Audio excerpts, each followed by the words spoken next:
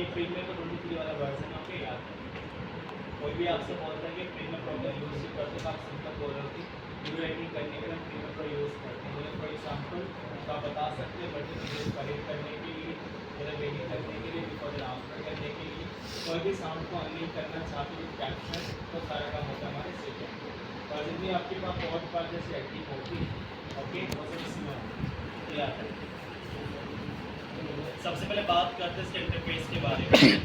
Premiere का interface जब start करोगे कुछ आपके पास इस टाइप से होगा कि स्क्रीन विजिबल होकर आएगा, पर 90 वाले वर्जन में ऐसा नहीं आएगा, याद है। 90 वाले वर्जन में डायरेक्टली ओपन होकर आता है। पर प्रीमियर की खासियत है जब भी कभी आप करते हैं न्यू प्रोजेक्ट, तब आपके पास कुछ ऐसा रेडी होकर आएगा इसका इंटरफेस। ये 23 का फीचर्स है। 23 में एडवांटेज ये रहे कि जो भी डेस्कटॉप के अंदर जो भी आपके पिक्चर्स है, आइकन्स, इमेजेस वो सब विजिबल करेगा। पर 19 वाले वर्जन बस यही ऑप्शन विजिबल नहीं है और बाकी सब सेम टू सेम देगा।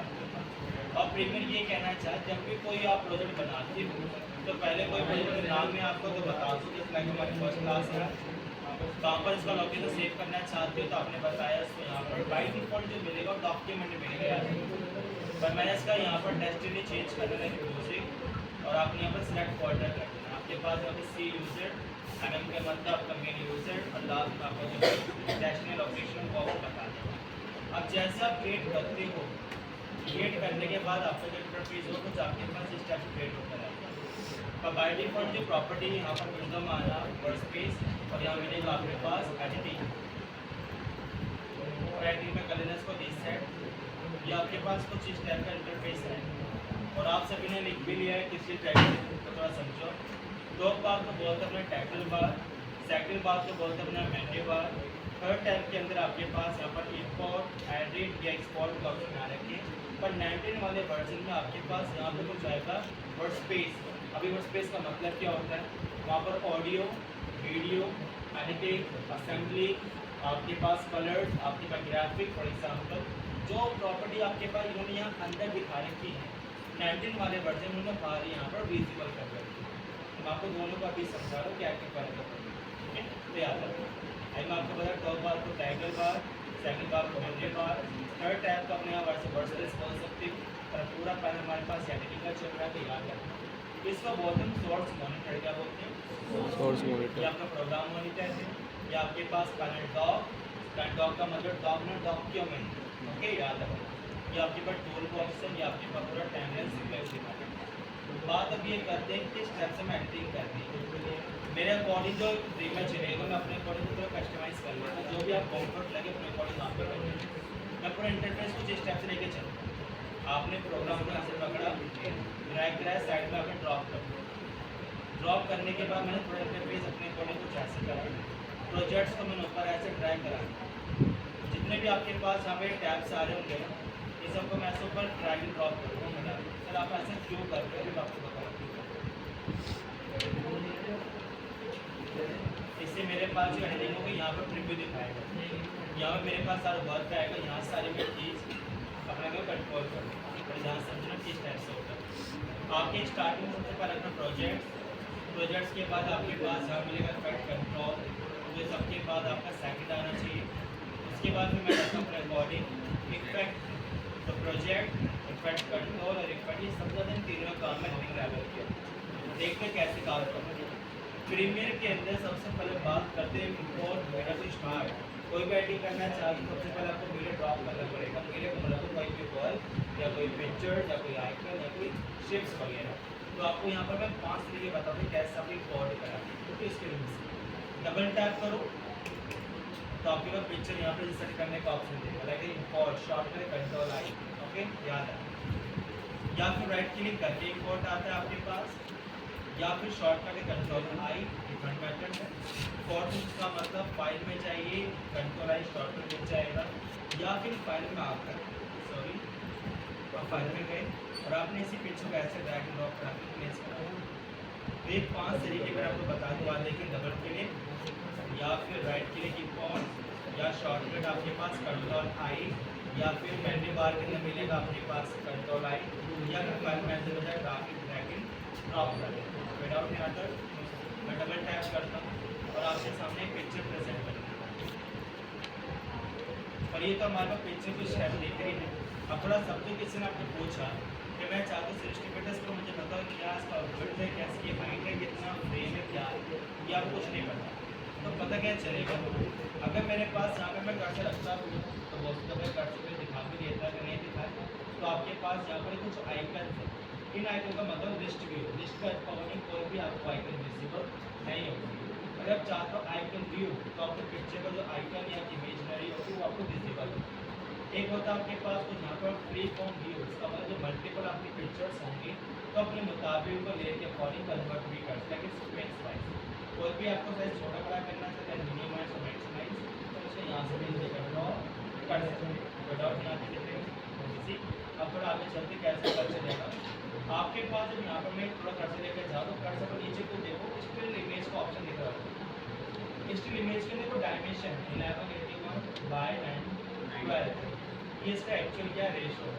रेशो मतलब उसकी विड्थ, उसकी हाइट, विड्थ ज़्यादा है और हाइट आपकी कम है। आगे से यूज़ क्या रहेगा आपका, आगे से पिक्सल रहेगा, क्या रहेगा पिक्सल, तो याद रखो।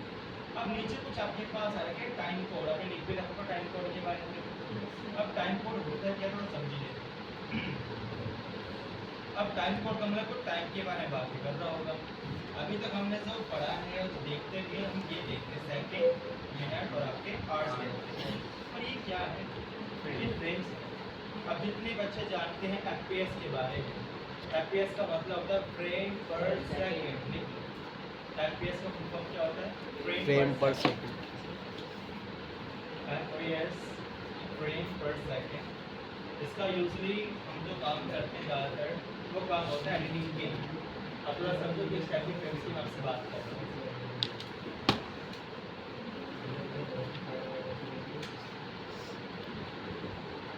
आपके सामने यहाँ पर एक वीडियो रखा है।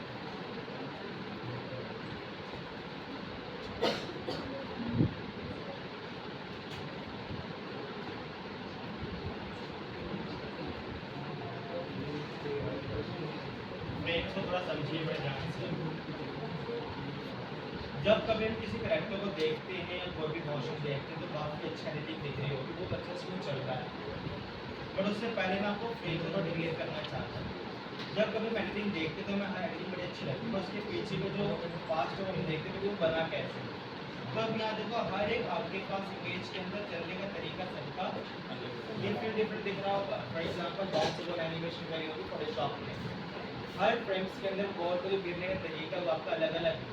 अभी क्वेश्चन यहाँ पे थी, उसके बाद इधर फिर इधर फिर इधर, लास्ट में आपकी बॉल पिंच हो जाती है, तो उसके बाद सडनली पिंच हो जाती है, उसके बाद बॉल नॉर्मल में आकर दोबारा पुश हो जाती है।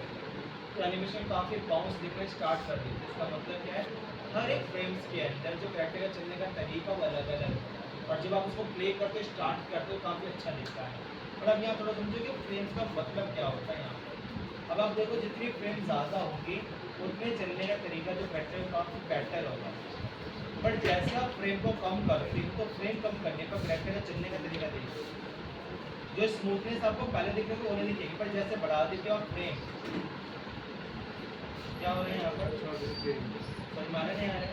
जितने बच्चे गेम खेलते हैं वो जानते हो 30 FPS 60 FPS 120 FPS, इसका मतलब क्या, फ्रेम पर सेकंड। जितना ज़्यादा मैं एडिट का फ्रेम अच्छा होगा उतनी हमारी स्मूथनेस बेटर होगी, और जितना फ्रेम रेट्स आपके कम होंगे उतनी एडिटिंग हमारी बहुत ज़्यादा बेकार देगी, शेक करेगी। ध्यान रखें। आगे चलते हैं, मैं पूछूँगा भी आपसे बेसिस का मतलब क्या होता है, अभी आप ध्यान समझिए अजीब चीज़ के बारे में।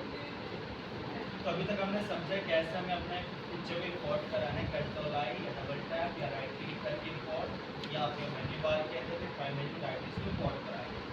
आइकन विजुअल चाहिए आपके पास, यहाँ पर आइकन विजुअल हो जाएगा। तो सर एनिमेट तो थोड़ा इसको अब आपने करना है कि इस पिक्चर को आपको यहाँ पर ड्रॉप करना है, इसको बोलते हैं मीडिया ड्रॉप, क्या बोलते हैं मीडिया, या फिर ड्रॉप मीडिया। तो याद रखिए जैसे आप यहाँ पर आते हो क्लिक और ड्रैग करके तो कुछ यहाँ पर विजिबल होगा, अब काफ़ी इसकी भरी भरी से लगती है।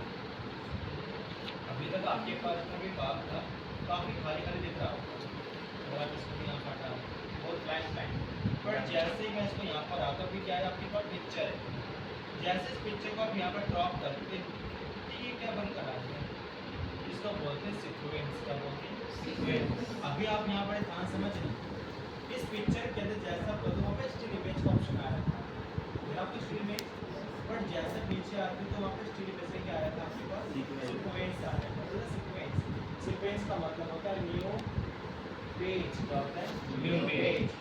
उस पेज में हमें ये पता क्या चलेगा उसके विड्थ क्या, उसकी हाइट क्या, टाइम कोड है और फ्रेम साइज में कुछ नहीं पता, बस हम बनाना स्टार्ट करें।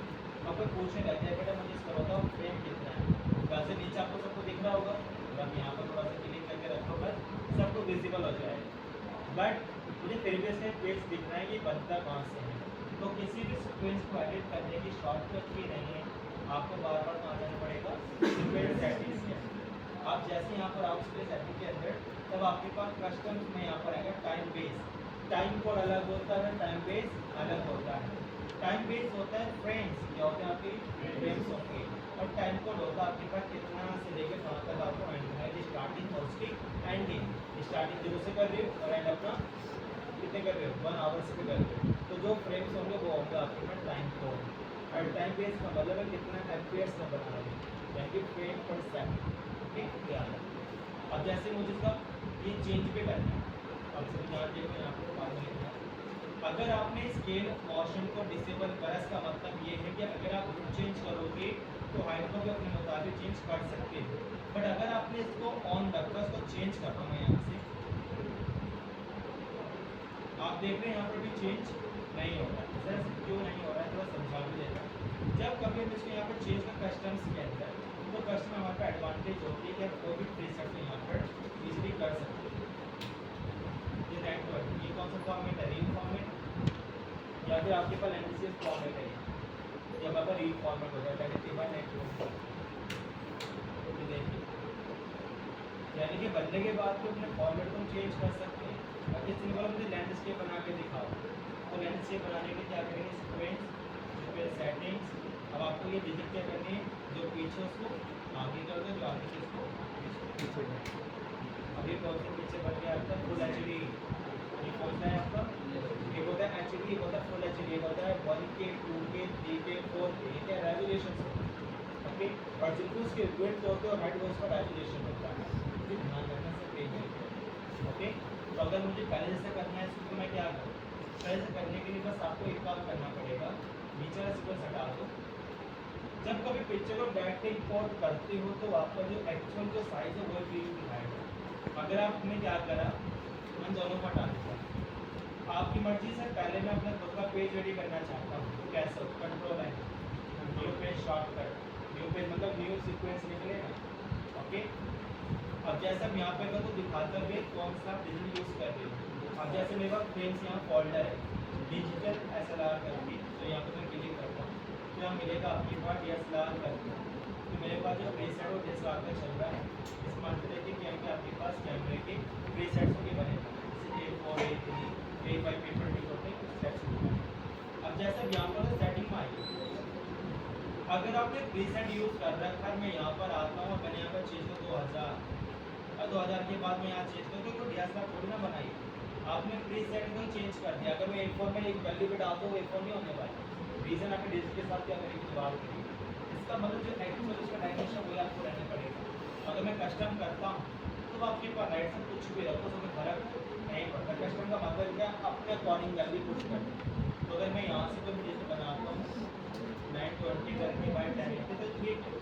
अब यहाँ पर आपके पास ये स्क्वायर पिक्सल कमेंट होना चाहिए, इसका मतलब क्या है, इसका मतलब ये होता है कि जब भी कभी आप कोई शेप रोटेट करोगे तो एक्चुअल में वो रोटेट होगा, तो कभी पिंच नहीं दिखाएगा। तो मुझे आता है, मैं आगे चलता हूँ।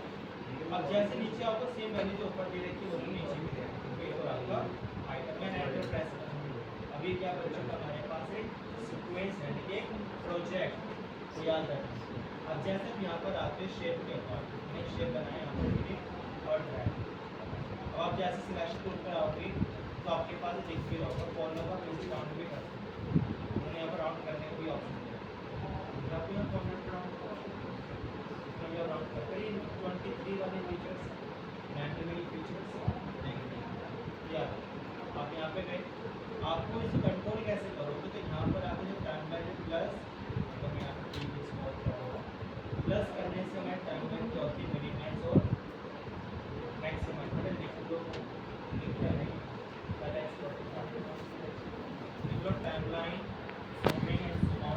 Bracket plus minus zoom out timeline लिख लेना टाइमलाइन की जूम आउट की शॉर्टकट क्या होगी कंट्रोल प्लस माइनस लेकिन इसी की हो आप कहीं पे क्लिक करोगे वैसे क्या होगा आपके पास में यहाँ पे कट कंट्रोल में तो यहाँ से भी प्लस और माइनस स्टार्ट हो जाएगा ये भी सिर्फ दिखा दो अगर आप यहाँ पे क्लिक करोगे तो दिखाएगा ओके याद है यहाँ तक डाउट इजी अब आगे देखिए पहले समझो कि अभी हमने समझा था प्रोजेक्ट्स के बारे में क्लियर हो गया अब मैं आपको लेकर चला कहाँ पर सीक्वेंस करेंगे टाइमलाइन हमारे ये है आपके पास टाइम तो ये आपके पास है स्नैप का ऑप्शन और आपके पास है लिंक सेक्शन अगर हमने सबको डिसेबल कर दिया तो ये प्रॉब्लम होगा भी थोड़ा स्किप करो बाकी इसके बारे में लॉक का मतलब है परमानेंट के लॉक तो उसको वो लॉक जानते हैं V1 V2 V3 का मतलब वीडियो 1 वीडियो 2 और वीडियो 3 बाय डिफॉल्ट आपके पास में एराइज ऑफ करने के लिए शॉर्टकट है आप यहाँ से वो एराइज कर सकते हो मल्टीपल काम करो और आपको कुछ हाइड करना है कुछ ऐड नहीं करना है तो यहाँ से हम देना एराइज सेम बोल के लिखा है नीचे क्या है A1 A2 A3 मतलब ऑडियो 1 ऑडियो 2 और ऑडियो 3 आपके पास यहाँ पे लॉक कर सकते हैं एम मतलब म्यूट ऐसे मतलब सोलो ट्रैक सोलो म्यूट सुनना आता है अब मैं बोल बड़े चुप तो म्यूट लगा दिया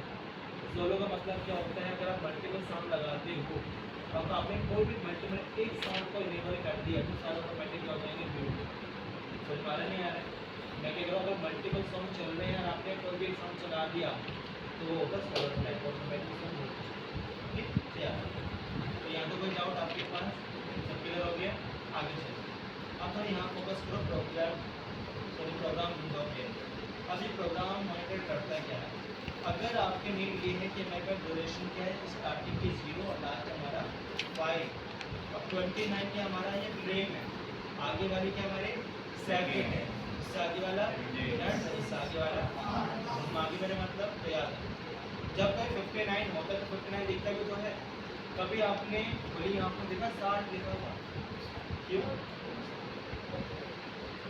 कभी 60 देखते लेकिन 60 होते ही क्या बच जाएगा यानी एक घंटा 1 मिनट 1 सेकंड तो उसका मतलब 29.97 मैंने आपको चीज़ें बताई एक होता है NTSC एक होता है PAL पैल ये क्या होता है हमारे पास FPS की फ्रेम स्टैंडर्ड्स ठीक है ना type of standards type of FPS standard FPS standard number 1 NTSC and number 2 PAL इनकी फुल फॉर्म भी बहुत बड़ी बड़ी है देखना समझिए इनकी फुल फॉर्म को घर का नोट कर लेना फुल फॉर्म के पास पहला समझो आप NTSC का फुल फॉर्म नहीं होता है यहाँ पर जो दिखाया है फुल फॉर्म है पर NTSC का जो FPS रेट होता है वो 29.97 लेकिन ये इम्पोर्टेंट एग्जाम में भी आते हैं तो सभी बुक की जाओगे आप वारंटी को ढंग से सीख लेने में सबसे इम्पोर्टेंट सॉफ्टवेयर होता है और एक दो बच्चे ढंग के रहते हैं बैच में देखो एक दो बस सारे ऐसे भी टाइम पास करना टाइम पास घूमना आगे ऐसा बोले कितना वक्त निकालना तो इंटरेस्टेशन आगे कुछ करके करना चार्जर पॉट कराएं